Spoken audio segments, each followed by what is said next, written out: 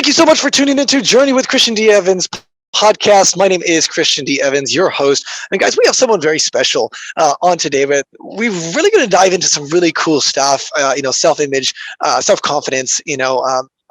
High self-esteem you have to have, and we're going to be diving into that a little bit. But I wanted to have her on because not just her experience and expertise in the industry that she's been able to do. I mean, being featured in numerous movies, as well as just being able to connect and network with Pope John Paul II. How cool is that? But we're going to have a whole bunch of good stories just to share with you a little bit about her background. Internationally acclaimed, award-winning media personality, producer, director, writer, author, public speaker, and former supermodel and winner of the Celebrity Survivor show. With hundreds of television and film credits to her name, the who's who of international and American women brings over 35 years of entertainment industry experience in both international and American markets. She's the founder and CEO of the Limelight Media, a multimedia platform consisting of TV, video, a podcast, and a digital magazine. Her forthcoming book entitled The Selfesteem Regime. She was also the first American to present Russian TV at the Kremlin and has 2 private audiences with Pope John Paul II, honoring her social work. Ladies and gentlemen, please welcome my friend Clarissa Burt. How are you doing today, Clarissa? Christian, I'm doing great. Thank you. Absolutely fine out here in beautiful Phoenix, Arizona. We are having some lovely weather, and I know that you are sitting there with a jacket on, so I'm outside in Cincinnati, so you're a better man than I am, that's for sure. Well, I'm really excited about diving into kind of your story. Obviously having the kind of resume, if you will, that you have, and still producing an incredible amount of value to your audience and to your life. I just think it's remarkable to show your character in that regard. So Clarissa, kind of tell me a little bit, going from your transformation from being, a movie actress and in the film industry to now kind of being able to, write a book about self-esteem and things like that. Yeah. Well, I'm a Philly girl. So I started out in Philadelphia, and I really always wanted, the bright lights in big cities. So once I graduated high school, I moved into New York, and I knew that I wanted to be a model, and that took me over to Europe. So I was in Europe for about 30 years. I started out in Paris, lived in Zurich for a little bit, in Switzerland, and then I basically spent most of my time in Italy, where I continued to model. But then I wanted to jump in, like most a lot of models do. They jump into the movie thing, which I did for a while, and that was a whole bunch of fun. But I really, really loved connecting with an audience live, which took me onto Italian television. So I did a lot of, I've been on stage basically my whole life, and certainly in front of a microphone for most of it as well. And I got to meet some of the coolest people on the planet. I remember that, as I was growing up, my mother was like, "Oh, don't take a picture of me, don't take a picture of me." So what did I do? My life turned into take a picture of me because I was a model for a long time. And my grandmother was someone who was, and they're beautiful women, by the way. My grandmother, lovely woman. I need to lose weight, need to lose weight. She didn't need to lose weight at all, but she took 2 diet pills one day, and then, of course, she choked on them, and they perforated her esophagus, and she wound up in the hospital for 6 weeks. Then I started to model around the world, and now, I was really lucky to be able to model with the 1%. I mean, we were really that kind of, caliber of model. We were on covers of magazines. We had beauty campaigns around the world. We were on all the, major runways on the planet. And these girls, I saw that there was just sometimes, not all of them, let me say, but many of the girls were either, they were doing drugs, or they were drinking too much, or they were in toxic relationships, or something was just, not right. They were a little bit, was off. And I went, that looks to me like it's a self-esteem issue. And I'm seeing this pattern, not only in my home life, but out in the big, bright lights in big city. And I went, there's something to this. So for many years, I've been wanting to write a book about self-esteem, which I did. It dropped in November. It's in Barnes & Noble, which is very exciting. And it was picked up by a publisher in New York City by the name of Roman and Littlefield. And when in COVID year, in 2020, a New York City publisher picked up the book, and we also got an advance, I went, there's got to be something to this. Because, publishing had basically come to a screeching halt. I knew that we were onto something. And what we were onto is the idea that self-esteem is pretty much everything. And it sounds like, oh, poo-poo, who cares? It's so old and it's so cliche. Yeah, guess what? It's pretty much everything you are. Everything you're going to be and everything you project. Everything you feel about yourself, the relationship you have with yourself, and the relationship you're going to have with others. And I don't care what kind of relationship that is, whether it's a business or personal or wherever you are. It's not always an easy go. So if your self-esteem isn't intact by the time your feet hit the ground in the morning, I'm going to guess that you're probably not going to be presenting your best self. Well, it's very interesting you mentioned this. So let's kind of dial back into your transformation story. Did you struggle with self-esteem Yes. personally? Mhm. Let's talk Yeah. a little bit about it. Well, I was tall and gawky and flat chested, and I had, all the issues that teen girls do. And, you constantly, as self esteem 101 is, do not compare yourself to everyone else. It's one of the most, it's the most normal thing in the world to do. Back then, of course, we didn't have social media, which makes it even worse today than in my day. But it was that girl's prettier, that girl's, the prom queen, that girl's the head of cheerleader, that girl comes from a richer family. That everybody always seemed to have more than I did. Plus, I was coming from a background that was a little unstable, if I might say. So my home life wasn't necessarily the happiest or the most stable. And so, we're getting out there and you go, well, I got buck teeth and, oh, my ears stick out. And, oh, I did all of that stuff and never in a million years thought that I could model. It was kind of one of those things that was really, really far away and something I would dream about. Back in the day, all we had was the Sears catalog. You may not even remember that, Christian, but that was our internet. We got a Sears catalog twice a year. It was summer and it was spring and summer and then fall and winter. And that was where, I'd be going through the Sears catalog and I could see just in a few pages the models, and they were modeling and how they posed and, all of that sort of thing. And I could never until I really tried. I grew up, I started to work in New York City after high school, and people would say to me, you really should be a model. And I went, oh, me? Really? You think I could? That kind of thing. Anyway, long story short and fast forward is that, I put my mind to it. Even though I thought I couldn't, I pushed through the I never could barrier, and I really challenged myself to get in front of the camera, to work with the photographers, and to learn where learn the business, let's say. And next thing you know, fast forward, there I was in Paris and New York first, and then Paris, and then Milan. And at the end of the day, it went really well. So I think what you have to understand is, never say never, and also be realistic. And I say this, to be realistic is because today, as you very well know, social media takes our younger generations into a reality that is a non-reality, especially with a lot of the filters that we see.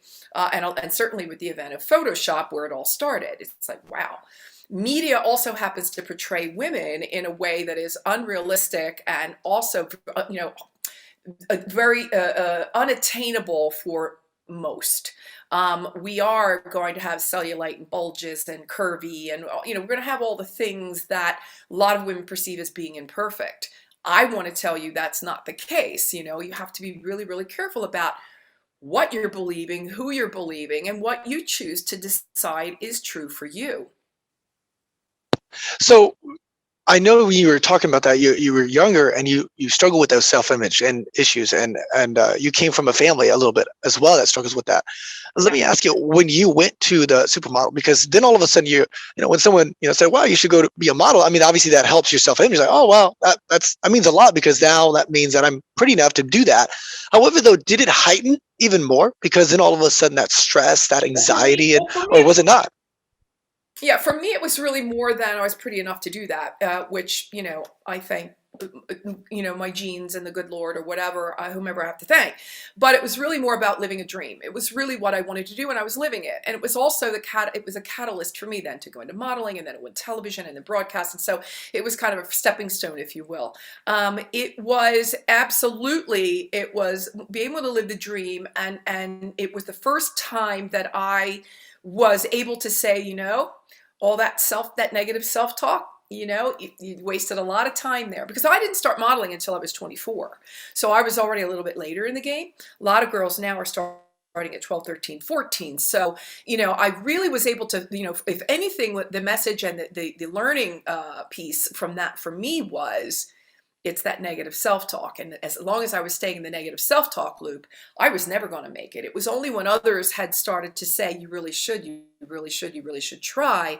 That was what gave me the confidence boost. It was other people that were saying kind things and really kind of feeding into, oh, if I could only, that gave me the opportunity or the possibility, if you will, to say, okay, no matter what I think, I'm going to try notwithstanding and see what happens. And I think that's a great lesson for most of us. Anything, and any time you're saying, I could never. Well, have you tried? you know, and I suggest and I invite you, I really prompt you, I kind of push you to try anything, try everything. They say nothing is impossible. Look, Christian, let's be honest. I am not going to be flown by NASA to the moon tomorrow. Probably isn't going to happen. There are a lot of things that I know I wouldn't want to either, by the way, but there are some things that realistically we have to take a look at. And that would probably be one. I'm sure if I put my mind to it and I really wanted to, maybe I could be in the vying one day. I don't know. I mean, we just sent William Shatner.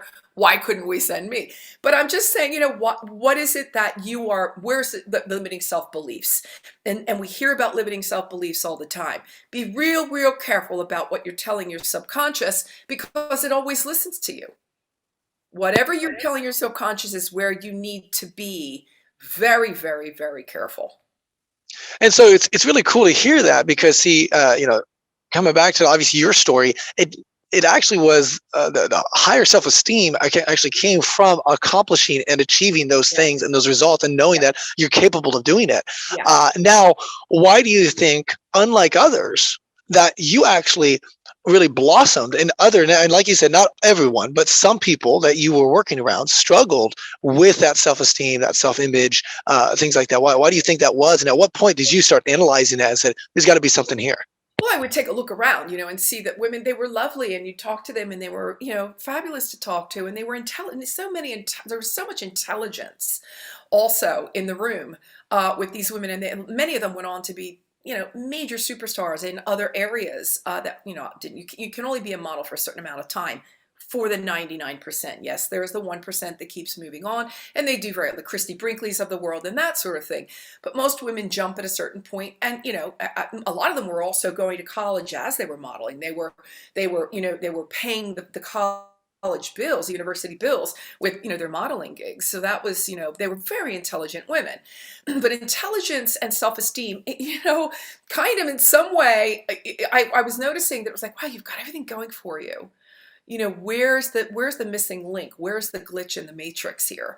And it was always something that went back to, a lot of the time it was the natal tribe. It was, it was the community from where you came or from whence you came, whatever those, the belief systems that have been sent on or passed on generation to generation is what you continue to believe. It takes a lot of courage to be able to say, okay, thanks for that. Love you all. I'm moving on, and I'm going to go out and find my own truth, because invariably you're going to hurt somebody's feelings, offend somebody's nose is going to get out of joint, because when you start up leveling and bettering yourself, not everyone is going to feel comfortable with that. So you're going to have to look. A lot of the work in my book is it's going to take courage. It's going to take a lot. We've got 12 chapters in here that are kind of bite-sized. They're real easy to read. We've got affirmations, case studies. We've got Clarissa's Corner. We've got the Clarion Call. Lots of great information in here. We start with the first chapter being release, and the last chapter being reciprocity. So lots of work to do in between. It's an easy read. I call it a read, but it's really more of a resource. Again, Christian, if you read this book today, you're going to get, like a lot of books that you read. You'll get something out of it today, but if you read it 6 months from now, it's going to be a whole different thing, right? So you are going to want to do the work. And again, a lot of the work isn't going to be easy. And one of the things that you will have to learn is that as you move on and as you level up, as you become the better you and you start living your truth and not someone else's truth, you're going to feel a separation, if you will. It doesn't mean you'll never see them or talk to them again. It means you're still going home for Thanksgiving dinner, and you're probably open up Christmas presents whatever your case scenario may be. But you will start to understand that there are other ways of being, other ways of doing, other ways of thinking, other ways of, just being the best that you can possibly be, and that's just where you're going to have, where the rubber meets the road, really. Let's put it that way.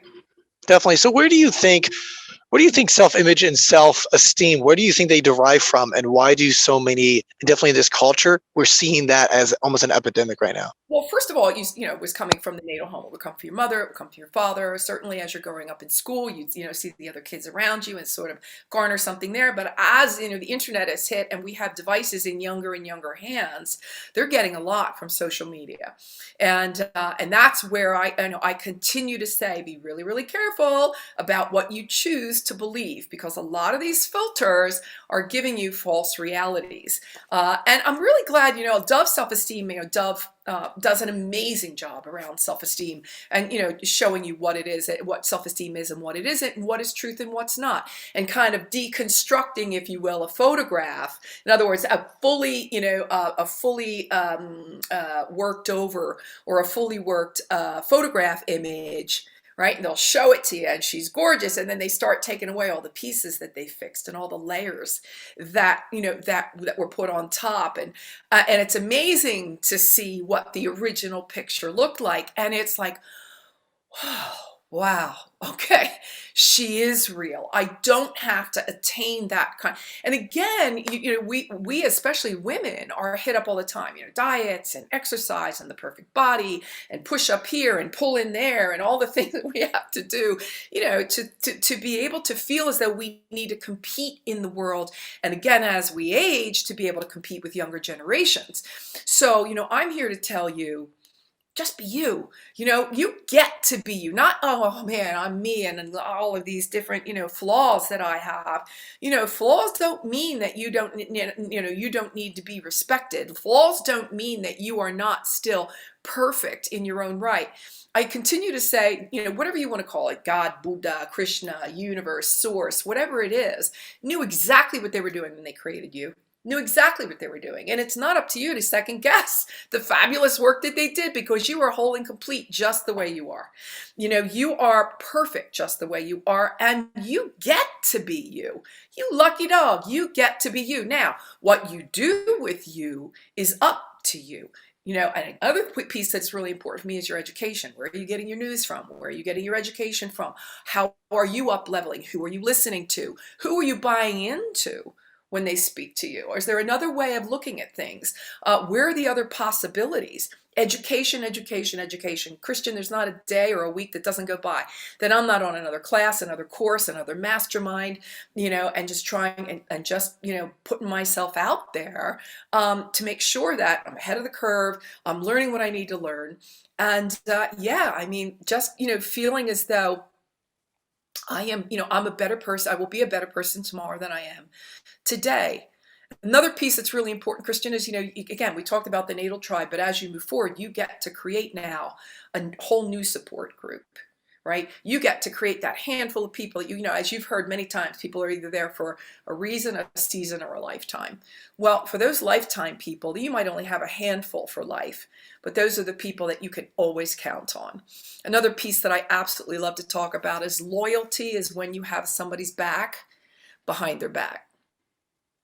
Those are the kinds of friendships that you want to have in your life, and then you want to reciprocate by doing much the same. So be careful with your words, because the way you are projecting yourself and talking about others is a direct reflection on how you feel about yourself.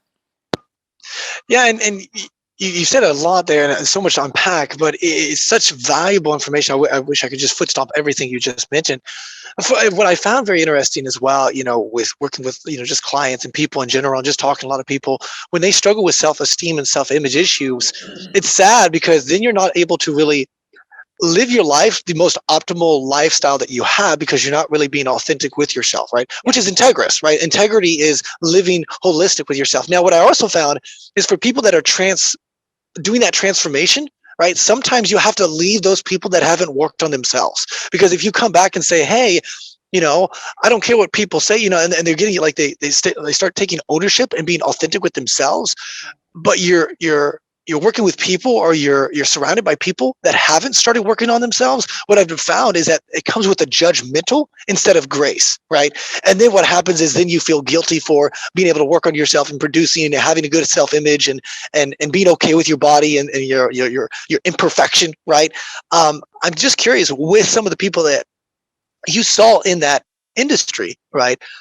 Were you able to help them or assist them in kind of like having the right perspective in regards to maybe their body and their the right Yeah. mindset and those limiting beliefs? Well, it's funny you should say that. Again, far am I from perfect, but one of the main things that I did, even as a young girl, was I think I've always, in some way, shape, or form, kind of lived in service, in the sense that, when I go out onto the recess, at recess with the rest of the kids, I really didn't have that much in common with a lot of them, but what I did do was I'd go over and play with the underdog. I'd go over and pay attention to the one that was being bullied, and that was where I spent my time. After a couple of years, I decided what I was going to do was not even go out to recess, and I would go up to the kindergarten. Now I'm talking, I was 8, 9, 10, and I would go up to the kindergarten class and help the teacher either grade papers or read to the class as a young child, because I was a little bit more, if you will, motherly.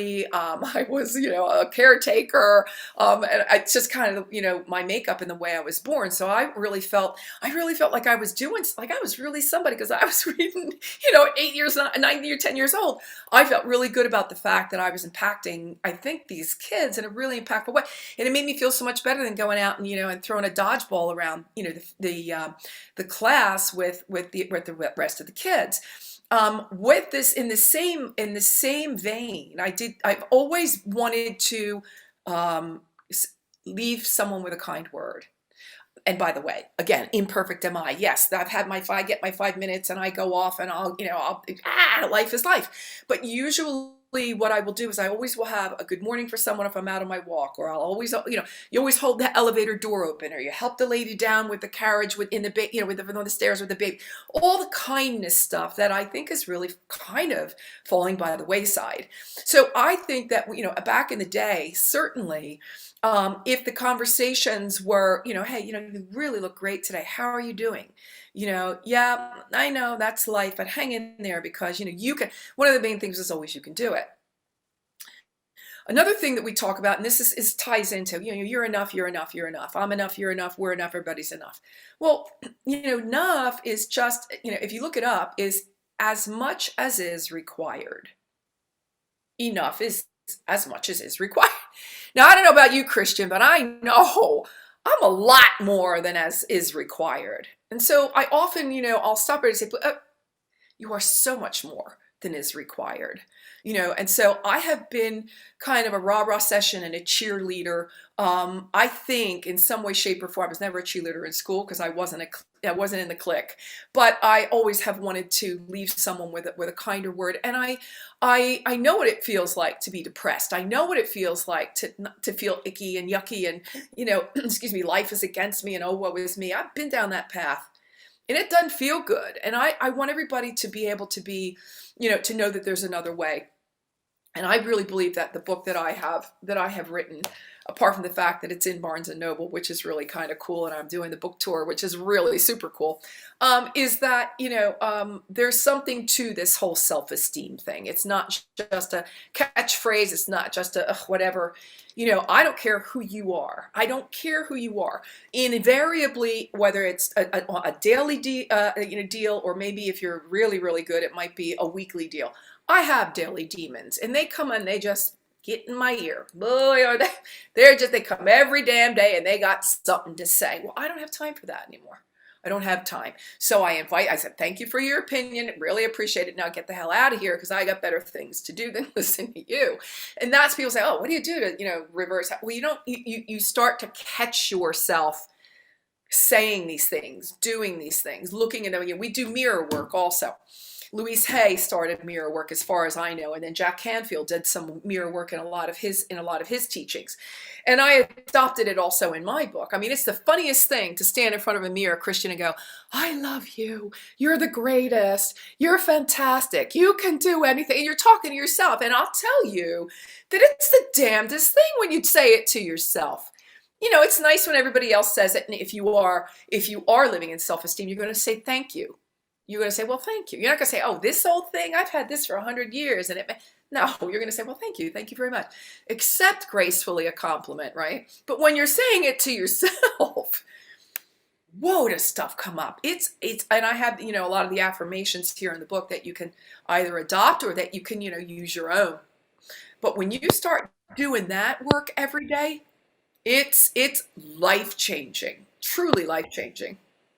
Well, I love what you said there specifically because, see, a lot of people think as you start becoming more quote unquote successful, right, in life, that those demons, right, those weekly demons, they disappear. But in fact, they Yep, do not. It's just that you catch them and you have a system to make sure you eliminate them from your process. And that's what this absolutely. book is basically doing. And that's what I think is really cool because you have to have that right perspective and say, hey, that will always be there, but now you have a system and a process and really a strategy to attack it and destroy it and eliminate, which is really lovely as Yeah. well. And then also kind of talking a little bit about like, kind of the self-image and self-esteem. Okay, coming back to that image strategy. Yeah. What I found when I'm talking to a person, so like I've got a friend of mine that, they deal with anxiety, deep-rooted anxiety and so forth. And what I found very interesting is I asked him a few months back, I said, do you identify as an anxious person?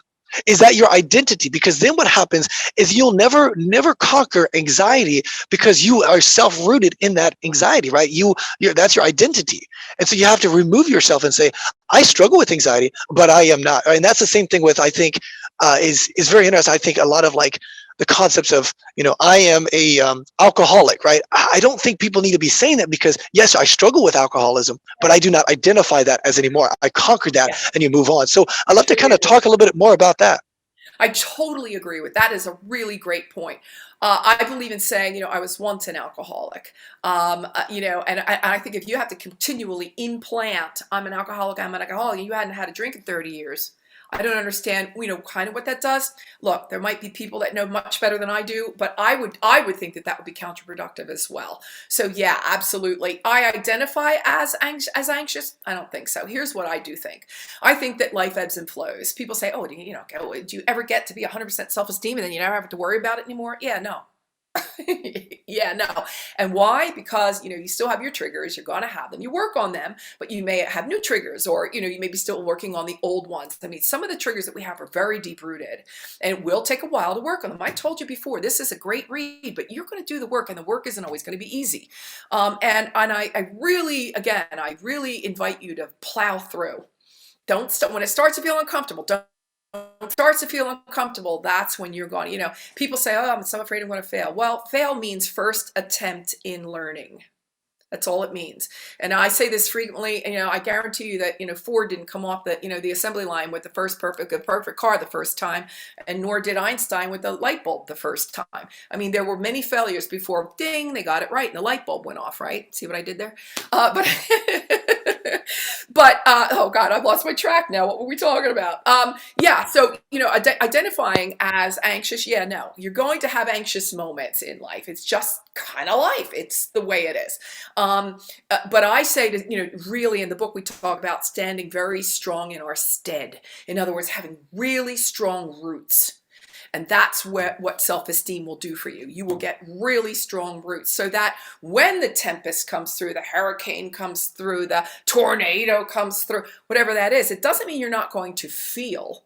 And I always invite you to feel. But what you will not do is fall. And that is the most important lesson of all. So yeah, you are going to have anxious moments. Absolutely. Some have it more, some have it less. Some never experience that at all. Depression, same thing. Some have it less, some have it more, some never have it at all. But the more you are doing this kind of work on yourself, really feeling good about yourself, and I have the 4 pillars, which are look good, feel good, be good, and good. Look good, we know what that means. You look in the mirror and you're kind of feeling good. That's your hot spot, and you can look and go, I'm feeling good about feel good. Diet, exercise, nutrition, all works as one. So make sure you're on track, and we talk about that in the book. Be good. Everything else, your finances, your work, business, leadership, all the other things that life is comprised of.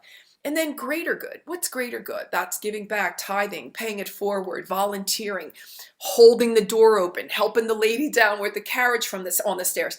All the little kindness things or the big kindness things, whatever you can do, that's the quickest way, I think, Christian, to feel really good about yourself right away, is doing something good for someone else. So, in answer to your question, you can identify as whatever you want, but I will guarantee you that the identification that you are creating will morph as you grow. So, if you want to stay stuck in a place, then identify as something. But if you want to, if you want to continue to grow into your greater good, into your best self, then I'm going to invite you to not stay fossilized too long in any one place unless you feel, I mean, look, I can look in the mirror today and feel really great. I can lose 10 pounds in a month and feel maybe, a little bit better. I can get a haircut, which I did recently. It was a little too short and went, yeah. God dang her. She took 2 inches off more than she should. Now I feel like a soccer mom, damn it. Okay, it grows. I'm waiting for it to come back. So, again, the little things. I know I'm being silly, but sometimes it's even those little things that go, shoot, I don't feel as good with my, anyway, you get what I'm trying to say. Life will constantly, they're going to throw things at you. It ebbs and flows. It comes and goes. Good stuff happens. Less good stuff happens. But you have to be your best self, your strongest self, and stand strong in your stead, so that no matter what, when these daily demons, are coming in again, they don't even get that close anymore. They don't get here. They kind of get here, and then you're just like, done. Sorry, better things to do. I love it. I love it.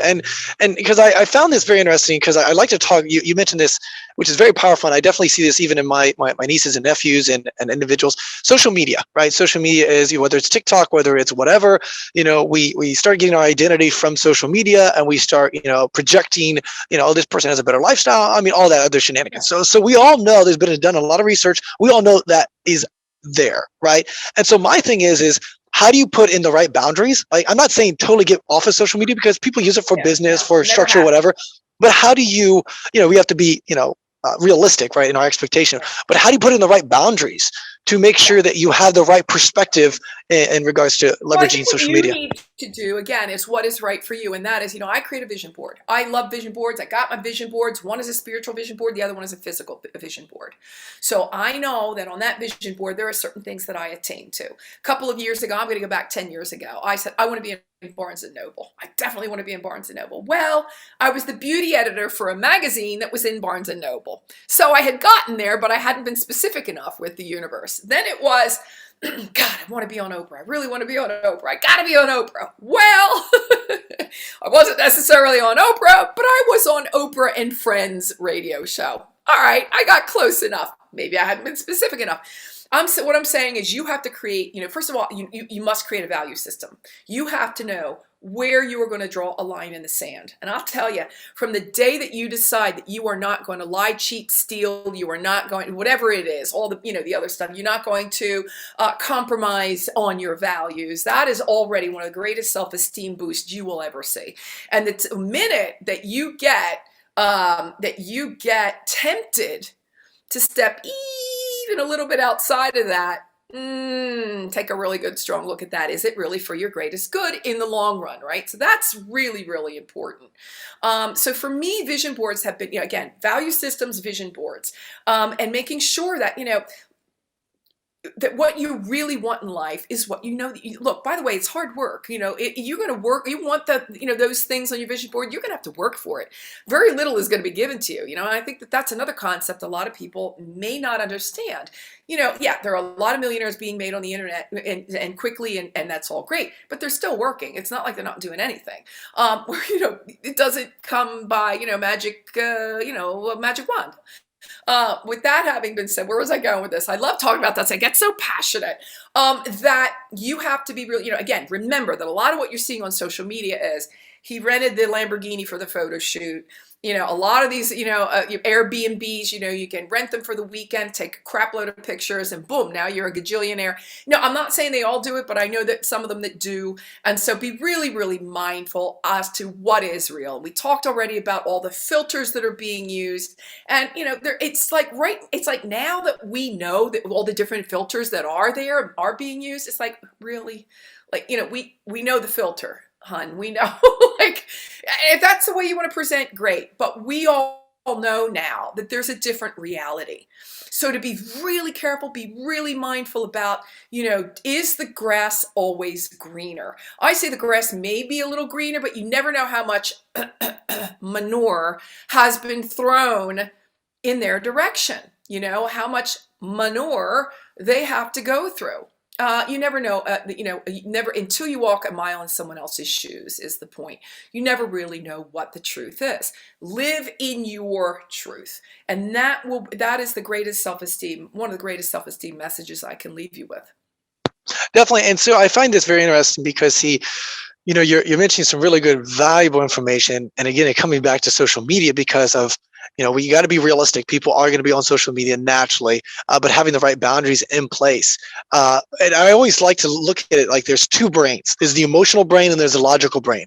And what's interesting is that it's almost like people just totally forget about the logical brain and it's all about emotion. Definitely when they're scrolling through, all sorts of shenanigans and it's just all emotion. I'm not good. I'm not whatever, blah, blah, blah. And that's like you said, that negative self-talk. Right. And what I find very interesting is there's some limiting beliefs that we all have that we're not even aware of until someone externally, like a coach or a consultant or someone, is able to come look at your life and say, hey, did you know that you even believe this? You keep saying this phrase or whatever. I'm curious with you, Clarissa, were there any limiting beliefs? And I would imagine there were. I guess my better question is, what were those limiting beliefs that you had to overcome throughout your life and transformation to obviously be able to really write this book now and have a resource and be able to impact the people that you are? Yeah, I always became undone around women that were educated in university and college. Undone. Now, my path took a whole nother course, and believe me when I tell you, I have to, I can say this, and I will say this, I was very, very successful at what I did. Extremely successful. Truly the 1%. Okay, but every time I got around a table of women or in a room with women that were educated at, Ivy League schools, I became undone because I immediately assumed that I could never be as smart as they were. And then I realized one day that book smarts and smarts don't necessarily walk hand in hand. I mean, they can, but they don't always necessarily have to. I think that I'm okay. I'm doing fine. I think I'm okay. I don't want to say I'm a Rhodes Scholar, but I will say I think I'm well enough read. I think I could talk about many different things. And I told you in the beginning, let's not talk about rocket science because I might not be able to go down that path. But I think I can hold my own with many other things. So, I had to get over the fact that having a laureate hanging on the wall in my office was, for me, was something that would have been lovely. It wasn't the path I went down, but I have many other things that I was able to do, i.e., meetings with the Pope, private audiences, and then being the first, American to present at the Kremlin on live television, by the way, or, helping African women win the Nobel Peace Prize in 2010. 2011. There are many things that I was able to do that I'm very proud of that didn't necessarily mean sitting in a classroom for 8 years. I was able to go out and experience the world, and that's just fine with me. So what was that process look like? Did that take a while for you to come to grips with that? And how did you kind of walk through that? Was that just yourself reading books, or was it through, some sort of counselor or something? No, there was never any counseling. I've never had mentors or counseling or classes or coaches in that sense. But I was able to, just kind of life will teach you as you go. And you go, wow, did I really just say that? I really said that, and it made sense and people's ears perked up and they all, I'm going to go with, apart from the fact that, it did come out of my mouth, therefore I must, this is how I deduced, right? So therefore I must be intelligent, but that it was also well accepted by others. And so there must be, I assume there must be something to that. Now, I don't live, and nor should anyone live for the admiration or the acceptance of others. That's not what healthy self-esteem is about. But it never hurts. It's kind of nice when somebody says, you're pretty damn smart cookie. Well, thanks. I do my best. There's some things I know more about and some I know less about, but you always accept a compliment graciously. That's one of the things I think that is also important. It just plays better. It gives you, your self-confidence, being able to show others what self-confidence is and what it means when you walk into a room and say, well, thank you very much, I appreciate that, that's really kind of you to say. Definitely. And I find, and you said something here, and I want to make sure I foot stomp this and explain this. What is a good, healthy self-esteem? Because I think that you're right on that. There's different types, and sometimes people may not be aware of a good self-esteem and self-esteem that you think you have, but you're still getting validation from ABC or something. Yeah, absolutely. So first of all, you want to make sure that as you're going out there, that you know that you are deserving. Don't care what they told you in the past, and I'm not here to even discuss with you for the moment what you think you deserve. I'm here to tell you you do deserve, and you deserve to live in a life without shame or guilt. Don't care what anybody else told you. Get rid of it now. Not serving you. It's not making you the better person. It's not moving you forward. I will tell you another thing. Fear is the one thing, or two, as we know, we told many times that two emotions are fear and love. Everything else falls underneath of those. Fear is it held me back many different times. I'm fearless now. I don't work in that space or place anymore. It's not a position or a condition I care to deal with, and I invite you not to do the same. You deserve to live in a peaceful home. I will tell you that I am the national spokesperson for something called domesticshelters.org, and it's 3,000 shelters all over the United States and Canada for women, about 3,300 now, for women and children that are in, and some men, but not mostly, it's women and children that are in abusive situations. So you deserve to live in a peaceful home. So if you are not living in a peaceful home and you do have the possibility of getting up, moving on, and never looking back, I really, really invite you to do that. You deserve to be loved. That's a huge one, Christian, and I'm going to say that one more time and just let it sink in. You deserve to be loved. It's huge, and it means so many different things for so many different people, because we all know from whence we came, right? What were we taught? You deserve to be respected. So when you start to understand that as a birthright, you deserve that you are more than enough. You are not enough. You are more than enough. Yeah, that's where I really want you to start to resonate within that space. I again will tell you, go out and learn a skill. Make sure that you are constantly leveling up with your education. It's that big of a deal, because this is another, the more you know, the more confident you feel, the more you feel productive, the more confident you feel, the kinder you are, the more confident you feel, the more you work on your look good, feel good, be good, and greater good. God, you're going to start to feel really great. Get really clear on your values, change those limiting beliefs. And people say, oh, get out of your comfort zone, comfort zone, comfort. That's what I said before. Some of this work in this book is not going to be easy. And someone's gonna feel, man, if you don't work through the yuck, you're not going to get unstuck. I just made that up for your show, by the way. That's brilliant. I love it. I love it. Made that up. It just came. It just flowed. It just kind of flowed, just like that. I made that up for your show. Special for you. And here's another one that I always struggle with, and every once in a while, to be really honest, it kind of can still get my goose and gander, and that is, what others think of you is none of your business. That's a tougher one. For me, sometimes it's, well, I wonder did I do something? Did I say something? Was it me? And most of the time, it's not about you. It's about something that's lacking in them. So how you feel about me is none of my business. I'm bringing the best of me, and if that puts you in an uncomfortable place, well, I would offer it up that maybe you need, not because I'm perfect, but maybe you need to strengthen your some of your limiting self beliefs. Again, draw a line in the sand. That's a big one. And I think because there's a huge validity to this point, what you just said, because as you go through life and you start growing and producing and developing, like I was mentioning, there are going to be individuals that will try to hold you back, right? That whole concept, we get that, and just being aware of that. But also, what I found very interesting in life is that you have some individuals that believe in you and will say good things, but on the back end, they will say negative things to your to your peers or to other individuals and things like that, and really how to battle that in your own mind and making sure that you have the right people, but also be quick with cutting those relationships. Yeah, well, yeah, sorry. No, go ahead. That's what I said to you before, is loyalty is having my back behind my back. Hmm. Yeah. Loyalty is when I have your back behind your back. And those are those 5 I told you for a lifetime, right? Because most people are not going to step up to the integrity plate. And, my 2 biggest words on my value system are integrity and honesty. They're hand in hand.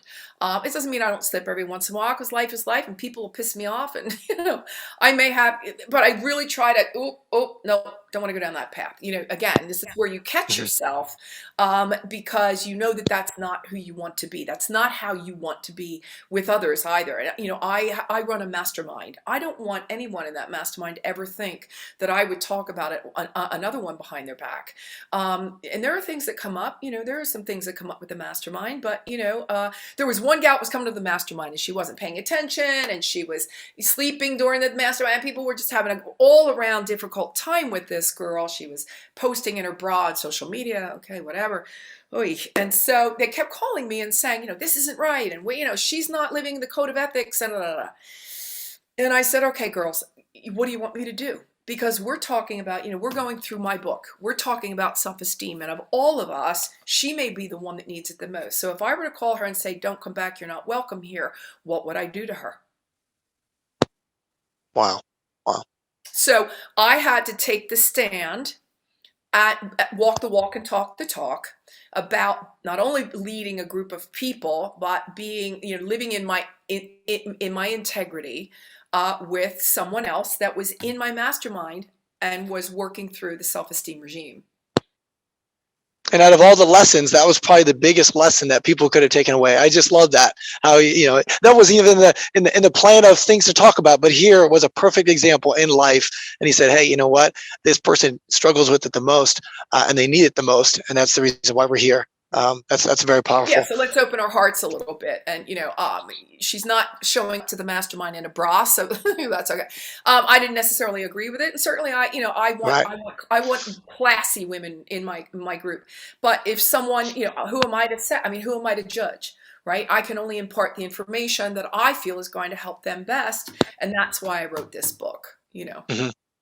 Well, see, and regarding that, because I mean, we've all heard the quote, hurting people hurt people, right? That whole concept. Hurt people, And like, yeah. yeah. And what I found very interesting with that is that as you go through life, and you succeed in produce and create and stuff like that, when someone says something negative, like you were just saying about yourself, it's like you have to build context around that person. When I feel bad, or my heart goes out to that person because they are struggling with ABC, right? And that helps you bring a little bit less emotion or get like offended by their reaction, but it's more empathy in regard to that. And did you have to work on that, or are you still working on that? Because obviously, I think in today's world, people get offended. But the reality, when I say something, or someone else says something, you shouldn't be getting offended. If you're getting offended, you have to ask yourself, why are you? Because there's something deep down inside that you have to work on. Yeah, I mean, absolutely. There's always something deep down inside you're gonna have to work on, and that's just one of the realities of life. As you go through life, as you age, why do they call older people sages, right? Because they've been through pretty much everything life can throw at them, and in some way, shape, or form, they're still standing, and that's because they've gone through the process. I invite you to go through a process that is powerful, that is uplifting, that is up-leveling, that is challenging you, that is making you feel productive, that is making you feel really good about yourself. A lot of people get to, later years in life and they're not living. They've been beaten, battered, and bruised by life, and so they decided that's just what life threw at them, and oh well.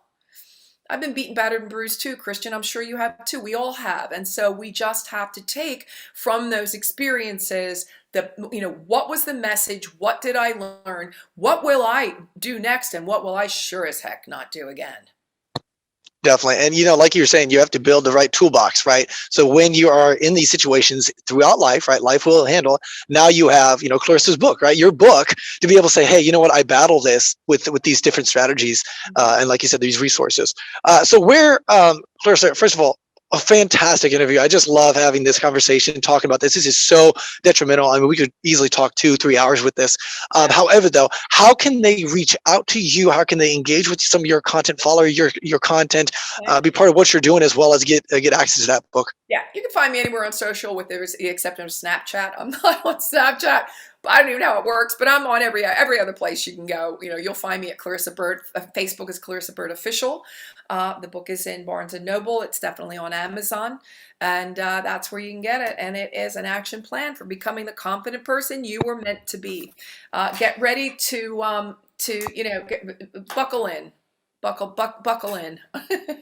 Because you're going to go through it, and you're going to get through it, and you are going to be a better person for it. So I really do invite you to read the book.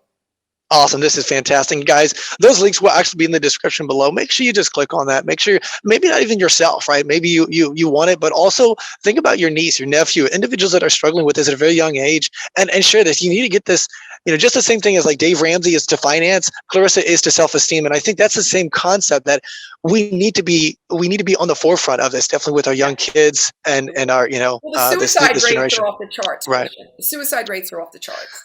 And I think it's, again, if we can really ground these kids at an earlier age in good, happy, healthy self-esteem, and so they don't have to worry about their peers, and they don't have to worry about all the rest of this stuff. And again, there's so much good messaging out there. We need to be pointing them toward that, and making sure that we start at home is the most important thing. So. Yeah. 100%, yes. And it's so sad to be in this situation, but what's so beautiful is even in these negative situations, there are opportunities, and opportunities like this where we can talk about this. And so let me ask you, before we let you go, Clarissa, is there any last words that you'd like to share with our audience? I like to say you're only as beautiful as your last good deed, and no matter how you perceive yourself physically, remember that the beauty and the good deeds that you do is always going to speak volumes. It's always going to be it's something that's going to precede you. Your reputation is one of the most important things that you will ever build, and your word is the most important thing apart from your heart. Your word is the most important thing you'll ever give to someone. Powerful, powerful. That, ladies and gentlemen, is Clarissa Burt. Make sure you reach out to, make sure you follow some of her content, guys. And this is Journey with Christian D. Evans podcast. I'm your host, Christian D. Evans. And remember, be uncommon.